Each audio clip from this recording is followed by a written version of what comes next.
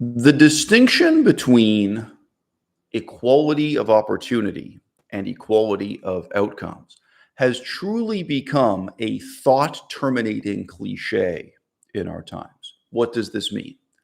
It means that when Jordan Peterson says, when he points to the terrifying history of the Soviet Union, the terrifying history of Mao Zedong in China, he says to you, don't let the leftists drag you back to that dystopia. Don't let the future of Canada be like the past of Mao Zedong's China, the past of Lenin's Russia. You know, when he raises this distinction between equality of opportunity and equality of outcomes, all rational thought stops. It has become a thought terminating cliche. Now, what is the significance of this distinction? It is not what Jordan Peterson pretends it to be at all. I'm going to start with two very palpable, very easy to understand, very easy to visualize examples of what the problem with equality of outcomes is and what the advantages of having a social system at any scale predicated upon enforced equality of outcomes might be. In many, many different social settings, enforced equality of outcomes is the best possible way that we can organize labor, as will become evident to you in just a moment. Now, I have to say further in this video, equality of outcome is both the very real objective social policy is pursuing, and it's also the empirical basis for detecting a problem that is to be addressed by social policy, by writing new laws. Ultimately, for example, here in Canada, we want Indigenous people, Cree people, Ojibwe people, Dene people to have jobs such as being an architect, being a nurse, being a lawyer, being an X-ray technician. These types of skilled, highly paid jobs. We don't have some kind of simple mathematical formula where like you'd have an equal number of white people and Indigenous people, right? But the inequality of outcome, the fact that if you live in downtown Toronto, you've been to a dentist 100 times, 100 different dentists in your life. You've been to a number of different X-ray technicians. You've seen a number of different nurses and specialized doctors, and not one of them is an Indigenous person. You've never had a Cree X-ray technician. You've never had an Ojibwe dentist, right? And so if you live in a city like Toronto, think about all the different ethnic groups who have been represented in those jobs. Can you count the number of Filipinos or Filipinas? Can you count the number of Hispanic people? Can you count the number of people who are immigrants from India and Pakistan who have done those jobs? The equality or inequality of outcomes. That's what we're looking at first and foremost in detecting that there's a problem here. And it is just ridiculous to pretend that we can make a theoretical argument and say, well, hypothetically, someone who is born Cree, someone who is born Ojibwe, someone who is born Mohawk Indian, these people all have on a piece of paper, we all have equal rights. We all hypothetically, theoretically, we all have equal opportunity. Okay? You are looking at the unequal outcomes as the primary empirical basis for figuring out what the problem is socially and politically, and then thinking through what will be very imperfect forms of political intervention to try to redress that problem, to try to change that problem. We have a problem in Canada. And frankly, I don't care if you want to call it racism or not. It is somewhat hilarious to me that the supporters of Jordan Peterson think they have a positive moral cause in arguing that our society already is egalitarian and already is unracist or anti-racist or non-racist. And to do this, by the way, they define racism very narrowly. Like if you are not actively and consciously pursuing the genocide of the Indigenous people, if you don't actively want to destroy them, then by their definition, you're not racist. Now, the left wing, it's true, they can go to ludicrous extent in the opposite direction, where they talk about systemic racism in such an abstract and overarching way that the left wing wants to ascribe racist motives to people. For example, let's say you have a dental school in downtown Toronto, and it just so happens that none of the graduates are Cree, none of the graduates are Ojibwe, none of the graduates are Inuit, for example, Mohawk, any of these other indigenous groups. The people who run that school, they may be able to say to you, hey, don't call me racist. They've set up this, again, this is why we get into discussions like systemic racism. It just so happens that the system they've set up, the system they're operating, is massively advantageous to new immigrants from Southeast Asia, new immigrants from the Philippines. It just so happens that the system works for a certain kind of white person, a certain kind of person from India and the Philippines, and with no conscious racism on their part. They are part of the history of genocide of our indigenous people. They are part of the problem as to why there are no indigenous people in those jobs, why there never have been, right? So it's true, both sides. I mean, it's bizarre. The right wing, in some ways, is just openly pro-racist.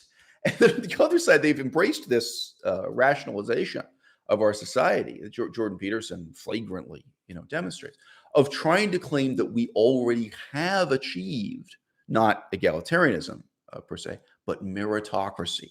That we've already achieved a society in which those who have the most merit, those who have the most redeeming qualities, the highest intelligence, and so on and so forth, those are the people who are succeeding. That it's not possible. It's not possible that the left wing might have a point. Of course there are idiots on the left. Of course there are. I don't even like Alexandria Ocasio-Cortez or something. Most left-wing people consider me right-wing, by the way. I'm considered for right-wing by my colleagues on the left, so to speak, when you just sit there and look at who becomes an X-ray technician in Canada, who becomes a dentist, who becomes an architect, why do you think it is? Why do you think it is that our own indigenous people are not just disadvantaged compared to white people? They're disadvantaged compared to new immigrants from the Philippines, new immigrants from Hong Kong, new immigrants from India, new immigrants from Pakistan. That we're looking at equality or inequality of outcomes. We're looking at outcomes. Right? We're looking at the real world. That's the empirical basis for seeing we've got a problem here. And then, believe it or not, even if you're beginning this video with the assumption that equality of outcomes is some terrible evil thing, what's the point? What's the point of politicians sitting down and debating what we should do in reform of education, right? In reform of democracy itself. Ultimately, we don't want to have a whites-only society. We don't want to have a society where only white people become dentists. We don't want to have a society where only Filipino people become dentists either. What ultimately matters is the outcome, right? And this is not a trivial example. If you think about the poverty and hopelessness of life on an Indigenous people's reservation, First Nations reservation, one of the most important ladders to climbing out of that poverty and to earning it too, not on the basis of government handouts, would be precisely getting into these technically demanding professions, like an X-ray technician, like a dentist. And it is not an accident. Let's say, just talk about the year from 1975 to 2025. All right. If you think there's no racism involved, you think there's no systemic racism involved, right? You've got another thing coming. So yeah, we are talking about equality of outcomes ultimately. And when we have a flagrant inequality of outcomes, that's what's going to start the thought process and asking the question of what can we do to bring about some kind of equality or some kind of at least meaningful pluralism. These people are not excluded; they're not underrepresented in these professions. Okay, now look, what is equality of outcomes? All of you watching this video think you know, and 99% of you are wrong. None of you know what equality of outcomes means, and why is it a problem sometimes, and why is it a good thing sometimes?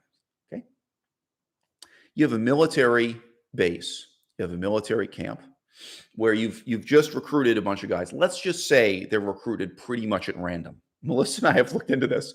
You would be surprised how many positions in the military are assigned at random. You're not chosen on the basis of any skill set you've got.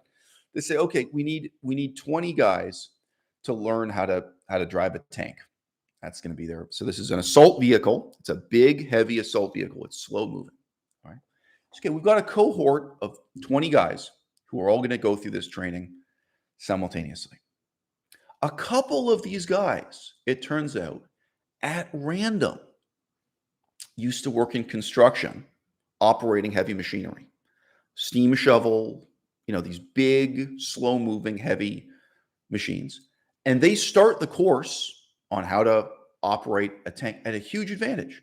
They really know how to drive this kind of machine. And in let's just say in 2 or 3 days, they've really picked up the knack of how to drive a tank.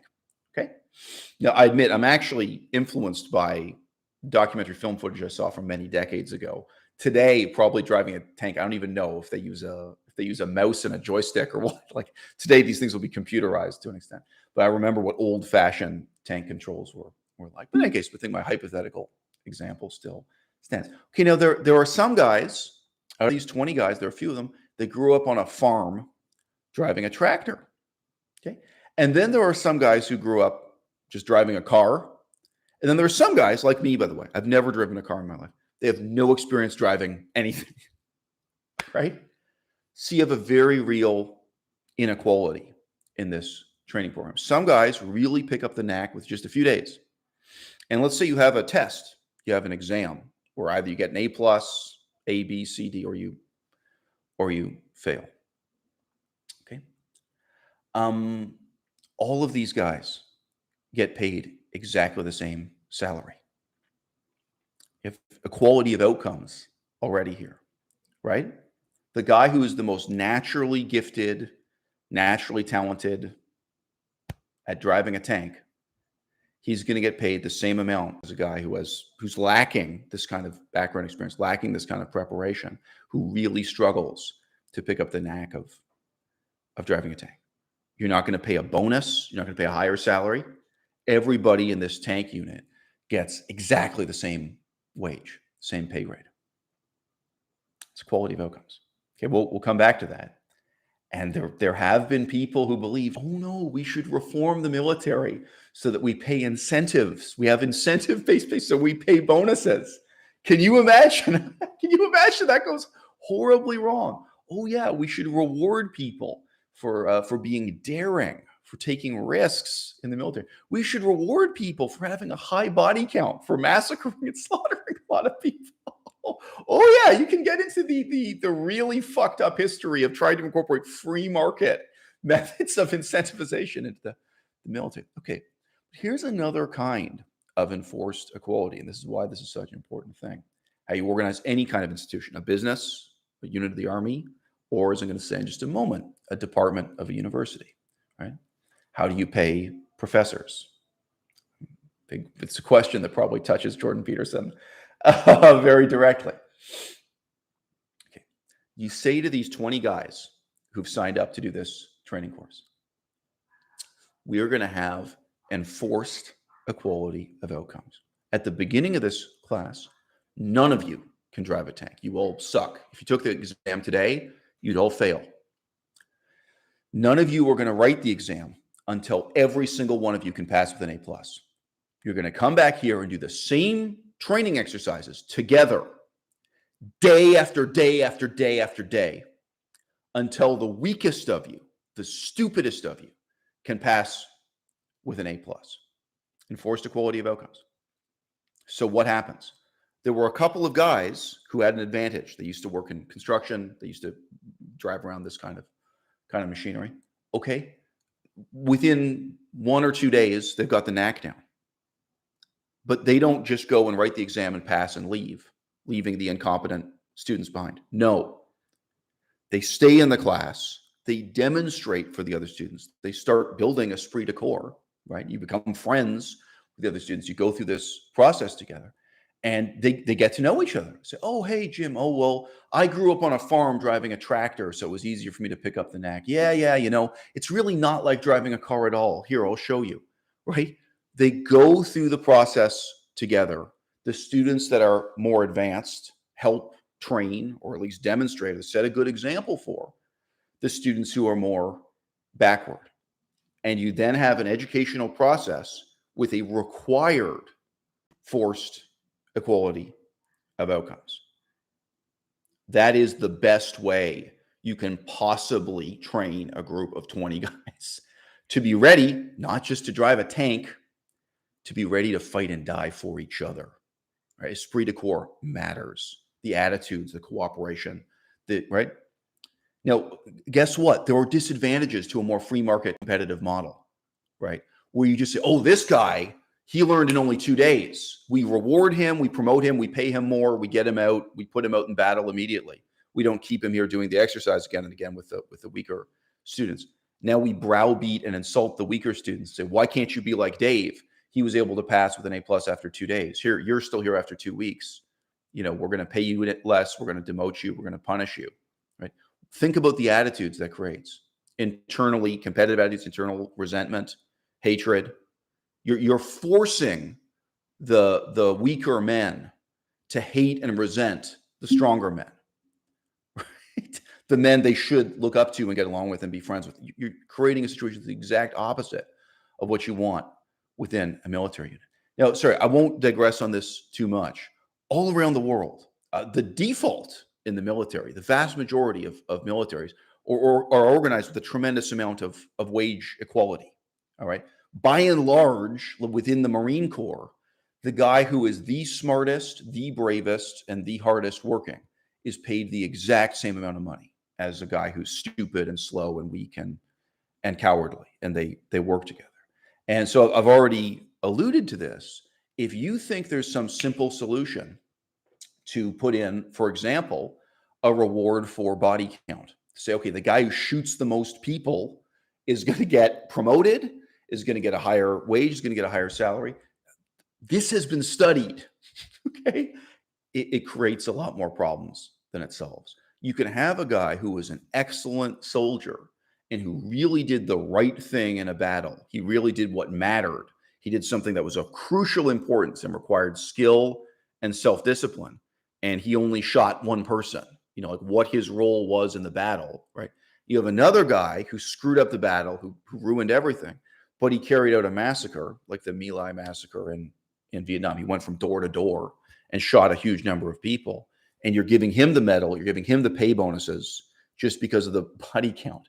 The qualitative and quantitative evaluation of who is a good soldier, who did the right thing, who did the wrong thing, it can't be tied to a simple metric this way. It's very nuanced. It's very specific what it is you've got to reward. And there are times when the quality you want to reward in a soldier is just that they remain hidden and didn't pull the trigger.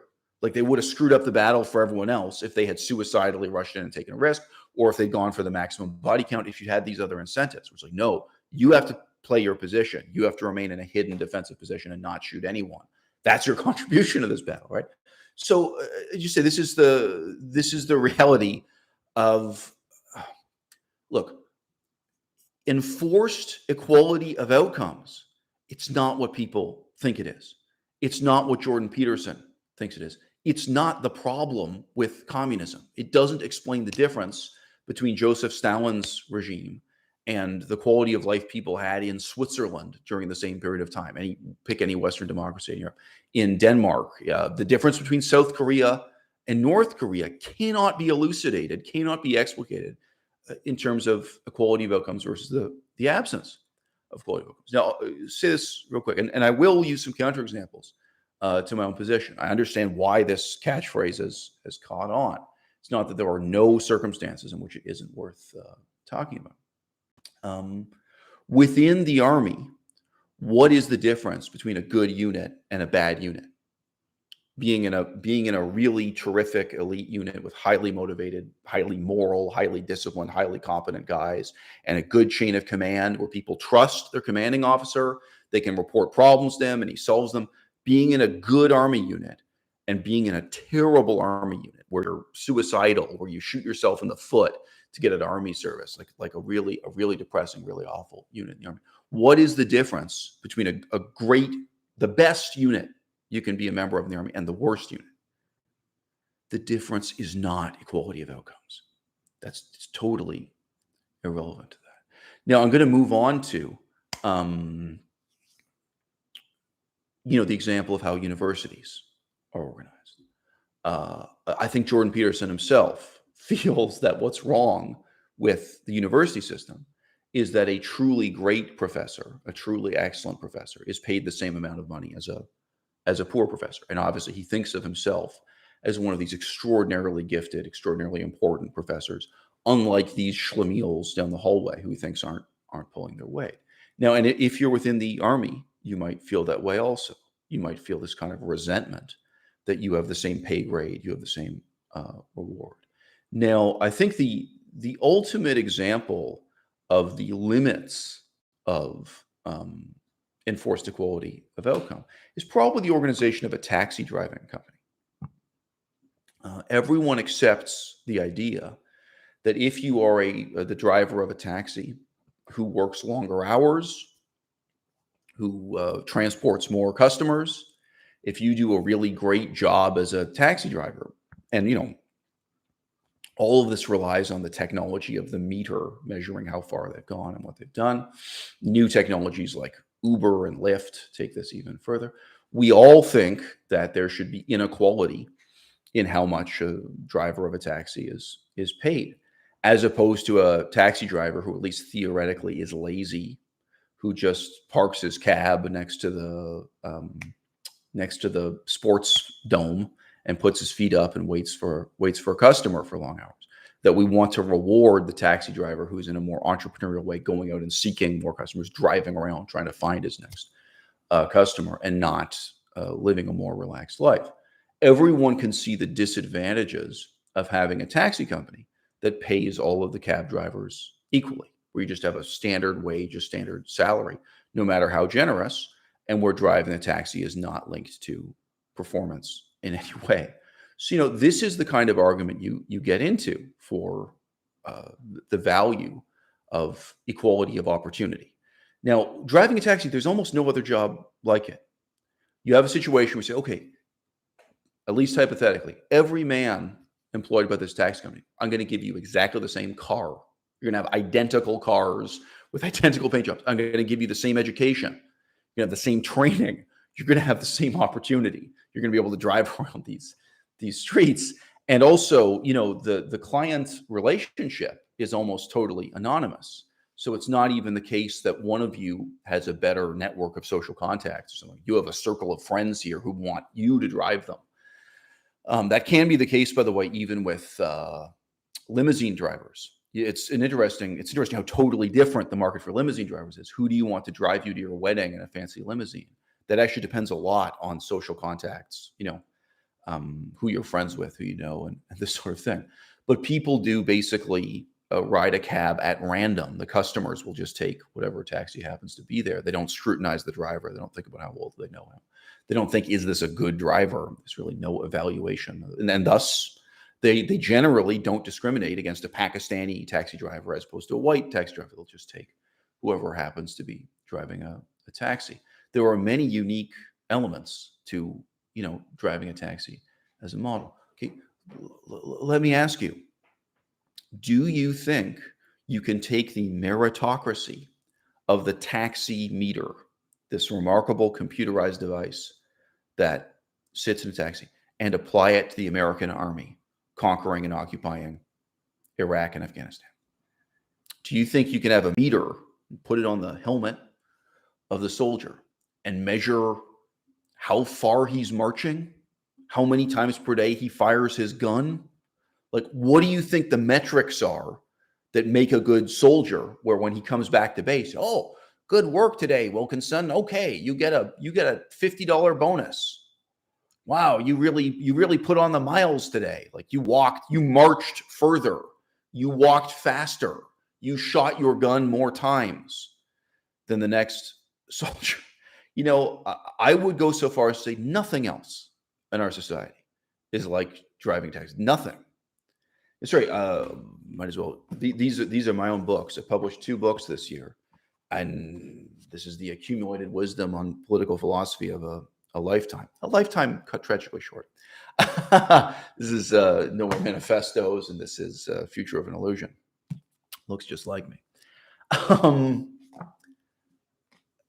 you know, what the main example I hear Jordan Peterson using, and I think Thomas Sowell and some other right-wing economists use, they talk about some kind of bizarre parallel universe in which everyone gets paid the same amount of money to publish a book. Like you're not paid $1 for each copy of the book you sell, as if all authors writing books would receive $10 an hour to write a book or something, and the amount you're paid to write the book wouldn't be linked to the sales, the size of the reading public you reach. This really shows the weakness of their argument, guys. It really shows how totally uninterested they are with reality or, frankly, problem solving. Like, yeah. Okay, so I get your point. There's a science fiction universe that's never existed and never will exist, in which everybody who writes a book is paid equally. And that's so much worse than paying each author. I make a few pennies for each copy of the book that sells. Which again gets at the absurdity of the profit motive for most of us in most of these situations. Did you join the army to get rich? Did you become a school teacher to get rich? Like the extent to which phenomena within capitalist society are not motivated by money is kind of a whole different topic for a whole different video. People really do pursue artistic goals, creative goals, humanitarian goals, even goals that may not seem that humanitarian, like wanting to shoot people in the head. People do that not because of money. They may do it because of a sense of honor and duty. And, there are all kinds of reasons when people join the army, and money is pretty low down on the list, whether or not that should be the case. Okay, I noticed you're really reaching for a very weak science fiction argument about what the strengths of equality of opportunity are, as opposed to equality of outcomes. And you seem to show very little interest in the types of real world examples we've been discussing already in this video. Like, okay, you have a society built on genocide. It's not, I don't care if you want to call it racist or not. It's genocide, homie. All right. And in this society, wandering around the streets of Toronto, Canada, that's where Jordan Peterson is from. I'm sorry, I know originally he comes from Alberta, but he was a university professor in Toronto. He lived in Toronto for many years. He owns a multi-million-dollar house in Toronto. Okay. Gee, Jordan, when you walk the streets of Toronto, what's the legacy of that genocide? What's the direct knock-on effect of that genocide? I'll be real with you. A job as humble as selling hot dogs at a hot dog stand in Toronto. I have never once seen a First Nations person with that job when I was growing up in Toronto. I saw Pakistani people working that job. I saw various Middle Eastern Arab people working that job. There were new immigrants and poor people. I saw some white rednecks with that job, white people who, by their accent, sounded like they grew up in a small town, who moved to the big city and started selling hot dogs at a hot dog stand. This is a really low level of economic opportunity, and it's not equal. Right? I remember I heard a lecture. This is just face-to-face lecture I was in the audience for in real life, and there was a First Nations woman on stage. So whatever, I do not know if she was Cree, Ojibwe, which tribe she was from. And she was herself a somewhat stereotypical-looking First Nations woman. She was at least 100 pounds overweight. She was wearing a big baggy sweater and then skin tight pants. What are they called? Yeah. I was thinking of Lycra, Lycra leggings, this kind of thing, and she said, and I agreed with her. I just sat there silent in the audience, but I really agreed with her for different reasons. It's something I thought about at that time. She said, living here in Toronto, you will never once have a bank teller who is Cree or Ojibwe. You never see it. It doesn't exist. Now, at that time, that was true. It could be this has changed a little bit. And instead, there are a lot of white people employed in banking, and you know exactly what ethnic minorities, what immigrant groups are overrepresented in banking. You want to sit here and make a kind of chalkboard hypothetical academic argument in favor of like, well, when you read the Constitution, there's nothing in the Constitution saying that you can't be a bank teller. Everyone equally has the opportunity to be a bank teller. This idea that you can make a formal, hypothetical, chalkboard, abstract argument for equality of human rights, and that will obliterate or obviate or remove this very real, very palpable problem, I say, it's laughable. It's ridiculous. Now, I've already made the one concession I have to make, which is that, I do think you can carry out an analysis of a taxi company. Now, let's just say here, even on this, I'm open-minded. Maybe you could have an experiment in any big city, let's say Chicago, where you take the taxis and you divide them into two groups, and you have one taxi company that operates on reckless, free market, pro-capitalist, meritocratic principles, where the taxi driver gets paid nothing if he doesn't at least take 20 customers a day on a ride, and where your pay and reward is completely based on who takes the most customers, the most distance, who has the least downtime, the least time idling with their taxi or this kind of thing, where you just set up a system of bonus payments and that's all you get, and it's cutthroat. And there's no teamwork amongst the taxi drivers. Each taxi driver hates all the other taxi drivers, and they vie to outdo each other. You have a 100% competitive, as I say, meritocratic system based on equal opportunity, no equality of outcomes. Maybe why not in the same city? You could say, okay, 50% of the taxis, it's going to be the exact opposite. You are guaranteed a certain salary. You come into the office every day and we talk about how many customers you had. Like, we still evaluate who's lazy and who's not. You can still be fired if you're incompetent or you do nothing at all. But you say, look, guys, we're all in it together. We're all trying to run a good taxi company here. If there's a customer, you don't have to fight with each other for who gets the customer, which you see, especially in third world countries. You see this guy. So look, guys, we're all in it together. We're all trying to keep the seats straight, trying to keep the streets safe and do a good job. And you know what, guys? Even on this, I'm open-minded. It's possible in the real world, if you do a long-term evaluation, it's possible the equality of outcomes model would even be better for taxis, right? So yeah, even on this, I'm open-minded. But look, ultimately with all these things, I'm not worried by the strength of the leadership. I'm worried by the weakness of the followership. I'm worried by the fact that people in the audience can't reason this stuff through, that they become committed to this thought-terminating cliche. They think, oh, this is what explains what was wrong with Joseph Stalin in Russia and Mao Zedong in China. And it's not. It's not true. It's wildly irrelevant. And, this is scary to me in many different ways. I'm not that surprised that Jordan Peterson himself is totally ignorant of the history of communism. It's not his field. Like, how many books do you think Jordan Peterson has read about the history of the Soviet Union? You can just tell listening to his lectures. He's read like 2 because he keeps mentioning the same 2 books. He's read this one book about the psychology of Adolf Hitler that he quotes again and again. He really doesn't know what he's talking about, whether it's about Hitler or Stalin or Mao Zedong. He's a podunk, ignorant psychology professor from Alberta. This is not his field. He really does not have a sophisticated or well-informed analysis of what went wrong in the Soviet Union, what went wrong in Mao Zedong's China. But guess what? Enforced equality of outcomes is an issue everywhere, under every social system. Okay? Under the most recklessly capitalist social system, you get into this again and again. So, sir, I'll come back to the issue of how you organize a university.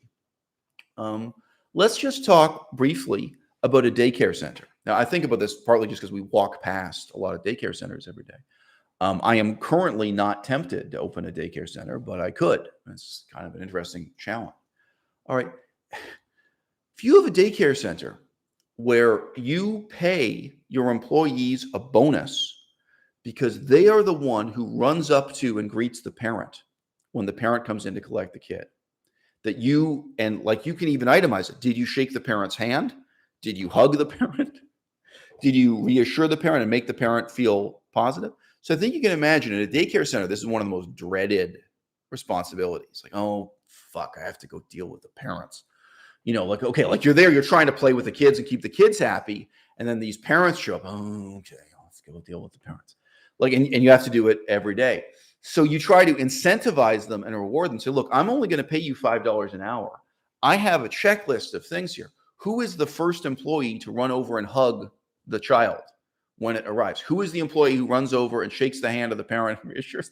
You can come up with a checklist for these behaviors you want to motivate. Just think about what that does to your employees, right? Think about what that does to the workplace and the mood and the spirit and the phoniness of these interactions. And all kinds of businesses have tried to do this. Like sales, people do like door-to-door sales business. Like, I think you can imagine the way in which you try to break down what a good salesman does. Okay. The reality is being a good employee at a daycare center, being caring, being attentive. Like in some ways, you got to be hardworking. In some ways, you kind of got to be relaxed and lazy. Like what it is that makes someone a good employee and how it is you get all the employees to work together well as a team so that they're not competing, they're not jostling each other out of the way to get to the door. I'm going to be the first person to hug this toddler that shows up.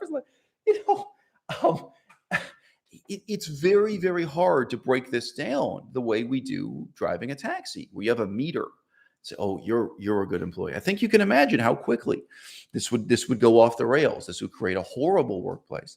This wouldn't create measurably positive outcomes for the children at the daycare center. Okay, now look, guys, daycare centers existed under communism.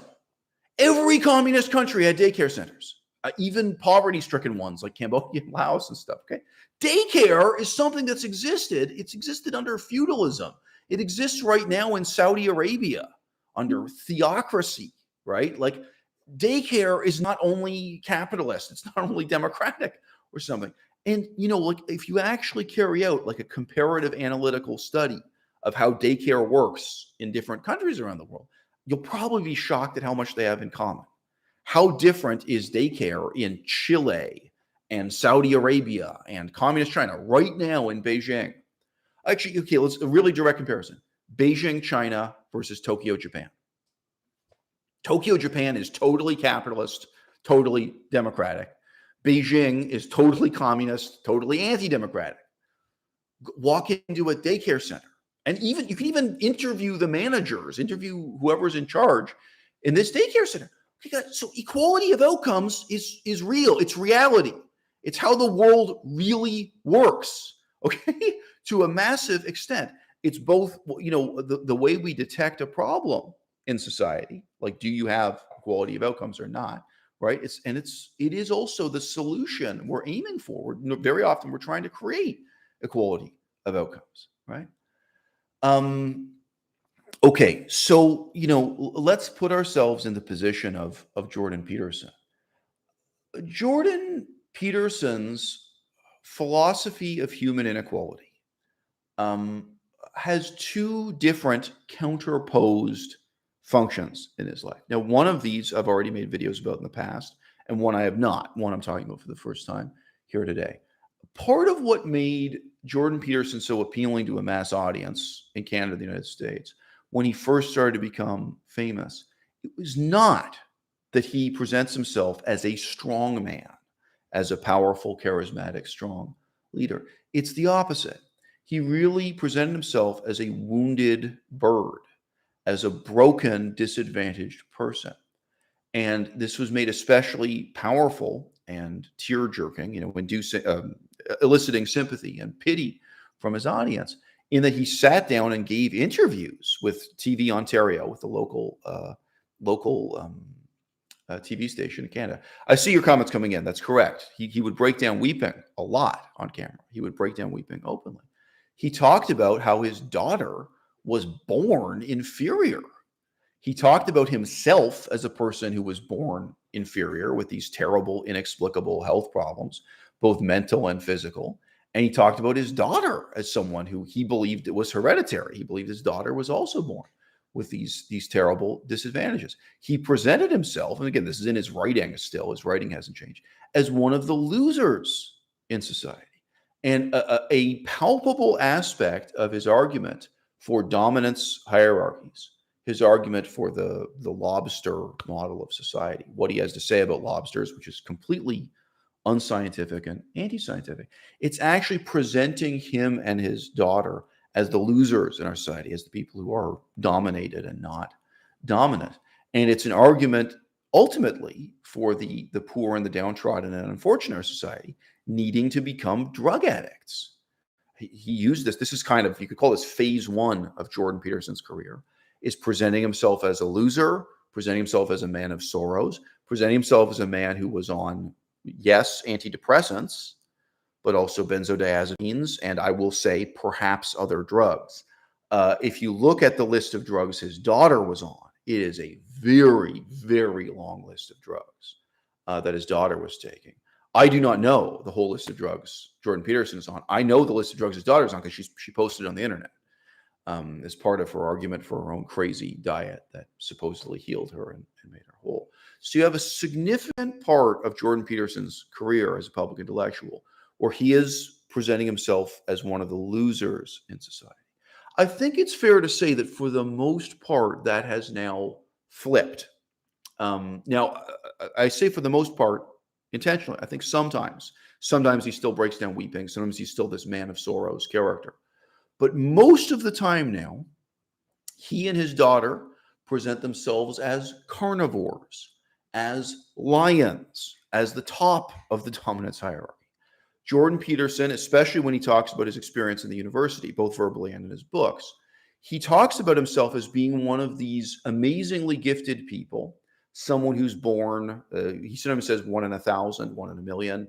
I don't fault him for this. He just uses numbers like this. They're not statistically real numbers. But that there's this special minority of people who, this is another number he likes to use. He says, oh, well, you have 10,000 people in a big institution like this university, and 100 of them are doing 50% of the work. That there's this tiny minority of highly effective people who are accomplishing things, and everyone else should get out of their way, that they should be dominant. So he talks about dominance hierarchies. He also talks about competence hierarchies. You might have noticed this, that inequality reflects real differences in competence. So he thinks of himself as one of these extraordinarily competent people, extraordinarily effective people. Now, look, guys, it's very easy to delude yourself this way. It's just incredibly easy.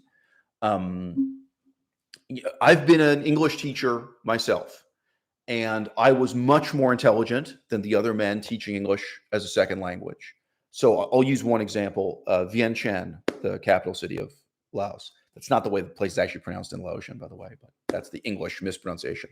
The capital city of Laos, this small, poverty-stricken city in Southeast Asia. So I'm not talking about all mankind here. I'm generalizing about people I knew face to face who worked at the same school with me, okay? They were far stupider than I was. They were far less positively motivated than I was. A lot of them drank a lot of alcohol. So these were guys who were kind of functional alcoholics. They were guys who were married to a local woman, sometimes a prostitute they'd fallen in love with. I knew these people face to face, okay? It's not a reckless generalization. There were very few women, but there were some women in that line of work in that place in that time.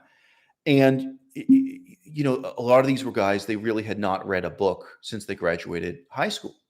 And you might think, wow, what a stark inequality. And here's Eisel Mazard, at that time, this very hardworking, totally sober scholar who's studying the history and the politics and throwing himself with great passion into really philology as well as archaeology and history. And I care also about the language. Many of my students were astonished.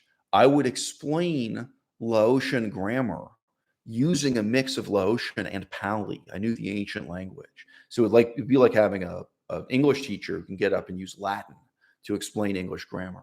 I remember my students were especially astonished with that. Okay. But guess what? I'm not stupid enough. I'm not egomaniacal enough. I'm not self-centered enough to delude myself in the way Jordan Peterson does. I never felt like, hey, you know what? I'm doing 50% of the work at this English teaching school. I should be paid 10 times more than that English teacher. a whole lot of the work of being a teacher has to do with patience and caring and just putting in the time.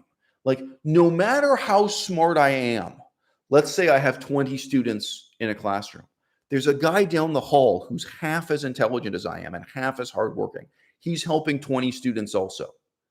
I'm not capable of just taking on his students and educating 40 students to the same quality. I could really recognize that you could be a very stupid, very unintellectual person and be good at that job. In terms of measured outcomes, you could be better at the job than me. Your students could be learning more English than my students, even though I'm smarter than you. I'm ethically superior to you also. Like, let's just say I'm a better person than you. Like the other teacher, he may be an alcoholic who's sleeping with prostitutes and maybe has a drug habit. He's eating meat and I'm a vegetarian or a vegan. Like, there may be all kinds of differences between us. And guess what? I'm not stupid enough to do what Jordan Peterson does and delude myself this way. So just one other example like that, a line of work I've never been in before. But you see this a lot on YouTube. You know, what about coaching people through weight loss? Oh yeah, so good. Someone mentions it's the same in nursing. That's right. Who is a good nurse, especially if you're measuring outcomes, right? It may not be the smartest person. It may not be the person working the longest hours or something. Person with the best work ethic, or whatever. Especially with nursing, it may not be the person who's very good at memorizing the correct answers for a written exam, right? It's a very particular skill set. Who scores high on tests that help you become a nurse, and then who's actually good at nursing in any context, including military nursing, battlefield nursing. But care for the elderly, care for small children. Who's actually good at that job, and how do you measure that? And then how do you reward it? Because guess what? Probably all the nurses in the hospital have equality of outcomes, right? They're either paid exactly the same amount, or very often with hospitals, they're paid a bonus every year based on seniority. So someone who's worked there for 5 years is paid the same amount as someone else who's worked there for 5 years. And the stupidest and laziest person is paid the same amount as the smartest and hardest working person. But I was just going to give the example really quickly of coaching people through weight loss and diet and exercise, right? Now, if I go into that line of work, hey, who else here has read Aristotle? Who else here has read Thucydides? I may be the most erudite, the most intelligent motherfucker in diet and weight loss advice. And that doesn't mean I'm better than it. It doesn't mean I'm the best. It doesn't mean I should be paid more, So anyway, look, Jordan Peterson's ultimately self-centered, self-serving notion of the dominance hierarchy, that there's this tiny minority of people who are born talented, who ought to be in charge, and who are doing all the valuable work that matters here. It's very clear that the laboratory for him producing and testing and refining that conviction was the University of Toronto. And you see this in his own writing. In his book, he complains about his attempts to get interior decorators to make the office and the floor around the office more beautiful in his department, and how there are these despicable bureaucrats who prevented him from doing this. Like, I think you can imagine he doesn't own the floor. He can't just change the floor tiling because he doesn't have the right to do that. Or something. He gets into some conflict, and he completely depicts his superiors in university bureaucracy as the evil communist, socialist bureaucrat. This is what's wrong. This is what was wrong with, Lenin and Stalin and Mao Zedong. It's this soulless bureaucrat. Unlike me, unlike Jordan Peterson. Jordan Peterson is the highly creative, individualistic, extraordinary person who, if from his own perspective, is accomplishing much more than the other professors. So there are a lot of things that are missing here, Jordan. You don't have that meter that the taxi driver has, right? If we're going to put a meter on your hat, right? If we're going to measure what Jordan Peterson is accomplishing. So Jordan Peterson was supposedly training people to be therapists, right? It's a lot like what I was just saying with weight loss. It's a lot like what I was just saying about working in a daycare center. It's a lot like being an English teacher. Who is the best therapist?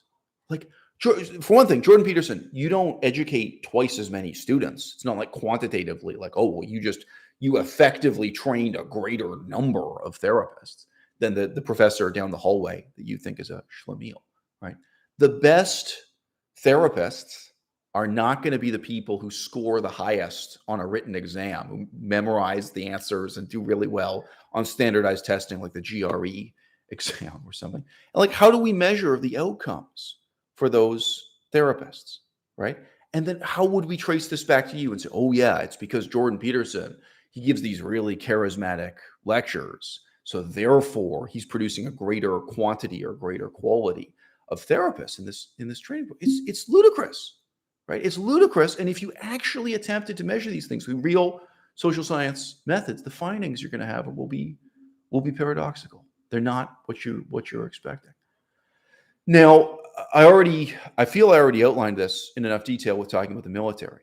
Like, if you reward risk-taking behavior in the military, like suicidal acts of heroism, if that's what you reward, if that's what you pay bonuses for bravery, right, that actually has disadvantages for the Army. Because a lot of the time you say, no, soldier, we want you to play your position. You remain silent, you remain looking through the sight of the gun, and you don't pull the trigger until X, Y, and Z happens. You don't get to rush in and get the glory, as opposed to having a military where everyone wants to rush in and get the glory so they can get the bonus, so they can get the promotion, so they can get paid more, where you monetize those things. Okay, well, there actually is a disastrous history of reforms to education that attempted to do the same thing, all right? And a significant part of it happened in the United States of America, but not only.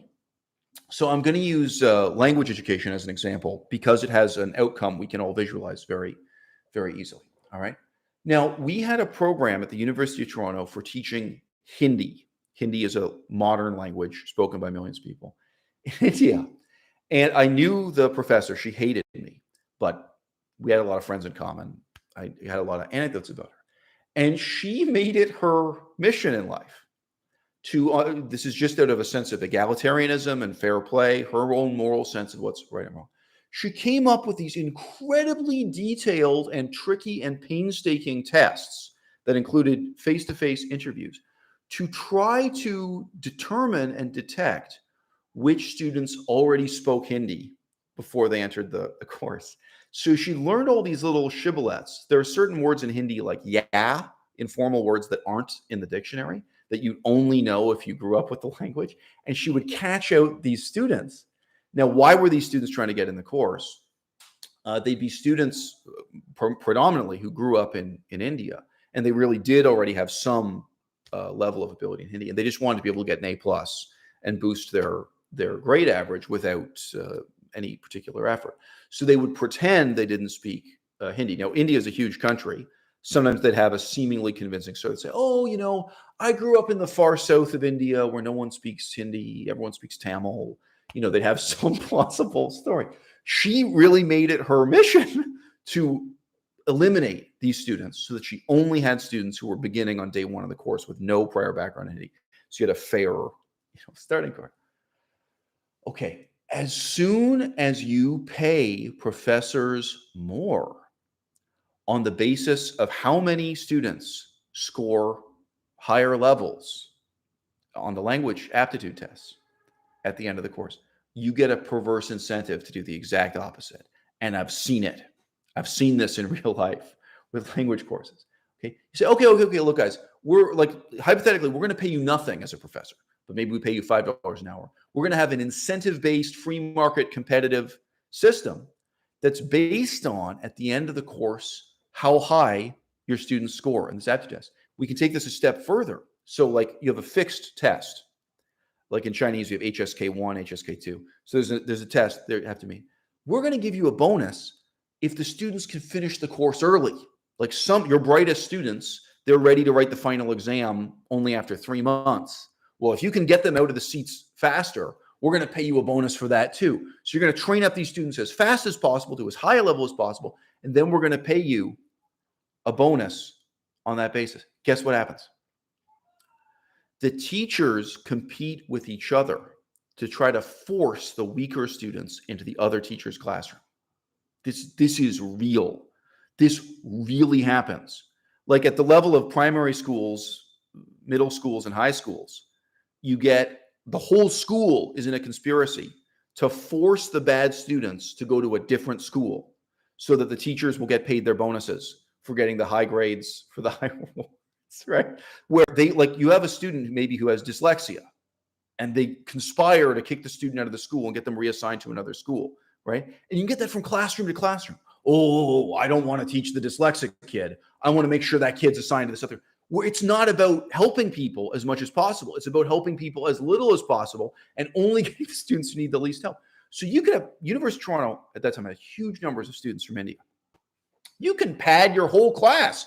Oh, yeah. All these kids who were born and raised in India, they show up, and for some reason, they're able to write the final exam faster. They're able to get a higher grade. I barely have to do any work. I don't have to teach them at all, right? And then I'm getting paid more. I have a financial incentive to undermine the most basic premise of why this educational system exists, right? And this is not even considered fraud.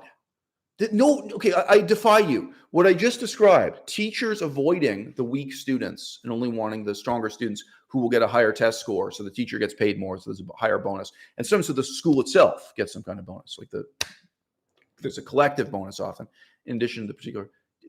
Find me a single example of a teacher going to jail for that, being convicted of fraud. This is not considered fraud in our society, in our tradition. That's not how we interpret the laws we've got. That's not how the laws are written, right? Teachers can choose to work with only the least disadvantaged students. They can help the people who don't need the help, right? So I've been in this situation in schools, right? And of course, what do you want to incentivize? It comes back to what I described with forced equality of opportunity in the Army. You have 20 guys learning to drive a tank together. If there are a couple of students in the class who are naturally gifted at this particular language, it's easier for them to go through the course. The best thing you can possibly do is say, hey, guess what, guys? We're all going to study. We're all going to do this language practice again and again and again until everyone gets an A+. And the strongest students are going to help the weakest students. And we're going to enforce equality of outcomes. Oh yeah, when the course ends, everyone gets an A+.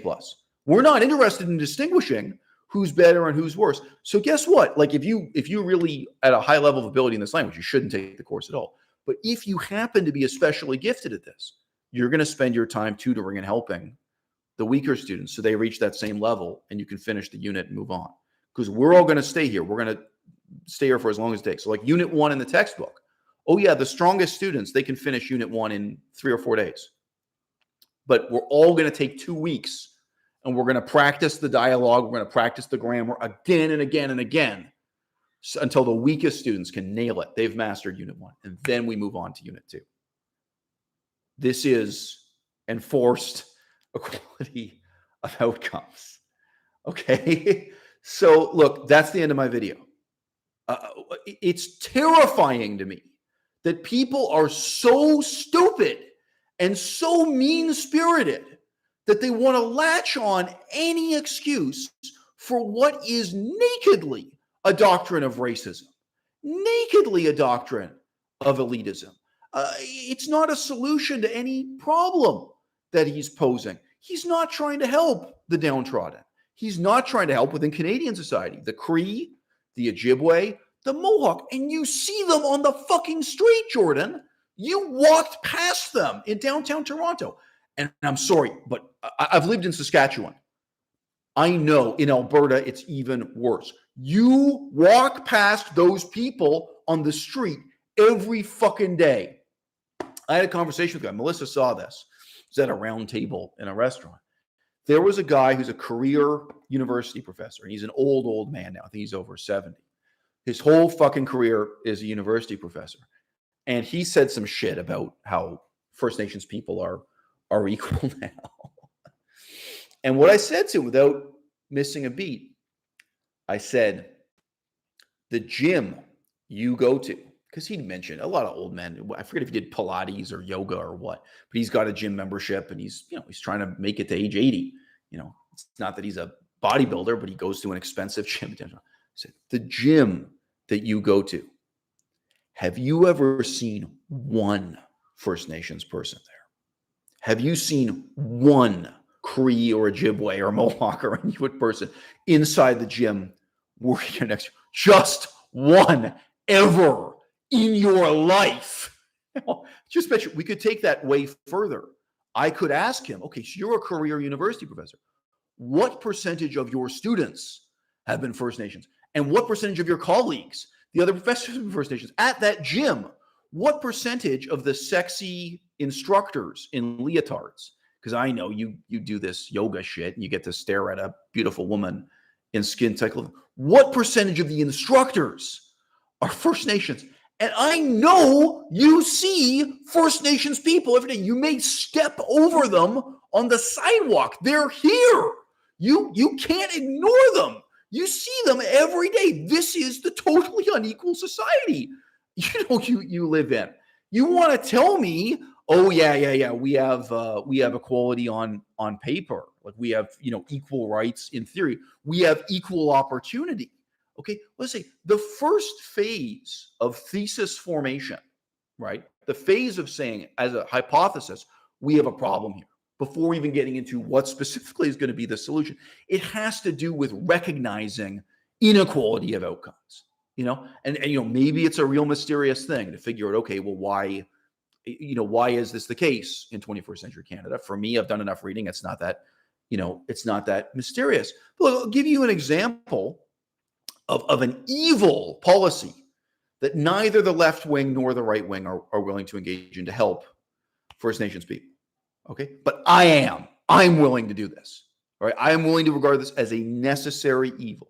I think you can live in a country like Canada in the year 2022 and say, look, all these positions, being a nurse, being an X-ray technician, many different specialized fields in medicine, okay, these are really important for the upward social mobility of our First Nations people. It's really important, not just for getting them money, getting them a higher level of education, getting them some self-respect in our society, getting them some real power, like political power and influence.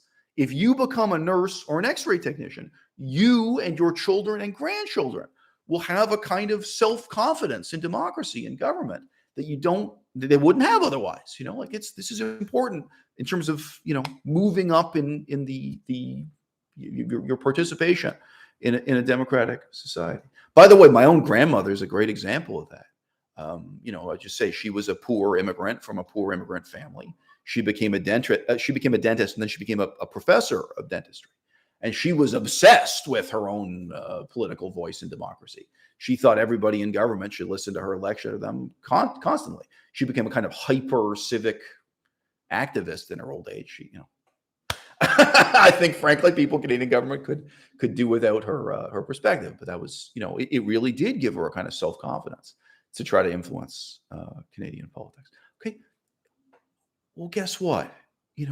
If you want to create that opportunity for those people, you are probably going to have to pass a law actually blocking immigration from the Philippines, actually blocking immigration from India and numerous other parts of the world that are currently filling those positions, that are removing that opportunity from the table. And if that sounds ridiculous to you, imagine if the government had adopted that policy in 1975. What if they said, look, there are these skilled positions in medicine.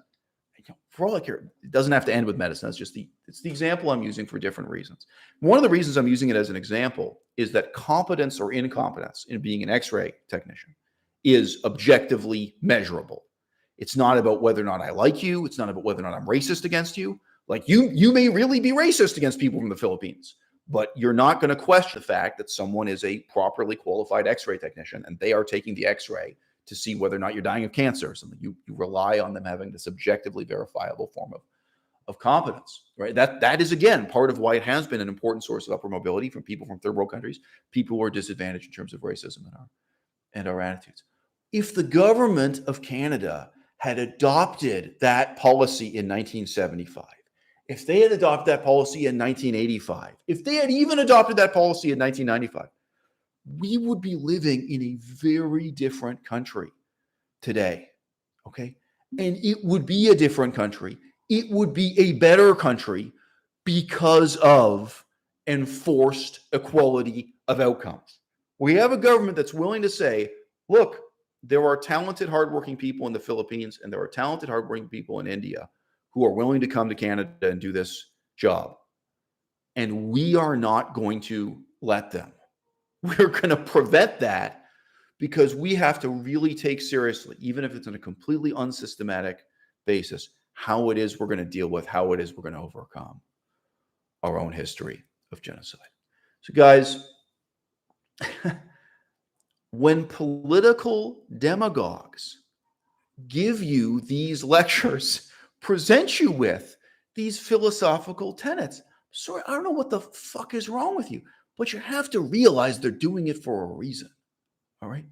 Jordan Peterson is not interested in lobsters for the sake of the lobsters. He's talking about racial inequality in our own society here and now. It's an allegory. It's a metaphor for something. When Jordan Peterson talks about the gods of ancient Egypt, he is not sincerely interested in the archaeology of ancient Egypt. Figure it out. He's saying this to you for a reason. He's driving at something. It's an allegory. It's a metaphor for something. I just don't know how it's possible that Jordan Peterson has now raised up a whole movement, a whole political movement that is anti-egalitarian and, in my opinion, nakedly racist, nakedly, overtly pro-white supremacist, that is overtly trying to revive the debunked race science of the bell curve. Charles Murray, from that era, this debunked race and DNA, the link between DNA and IQ, this kind of social science. And guys, he's not reviving that debunked pseudoscience because he is interested in it as an end in itself. He's not talking about ancient Egypt for the sake of ancient Egypt. He's not interested in debunked DNA studies from the 1980s for the sake of those studies because he's interested in the leading edge of DNA. He is doing this for a reason. He's doing it in pursuit of a particular political agenda. And you have to be willing to ask yourself, what is the problem that he perceives? And what is the solution that he is implicitly or explicitly advocating?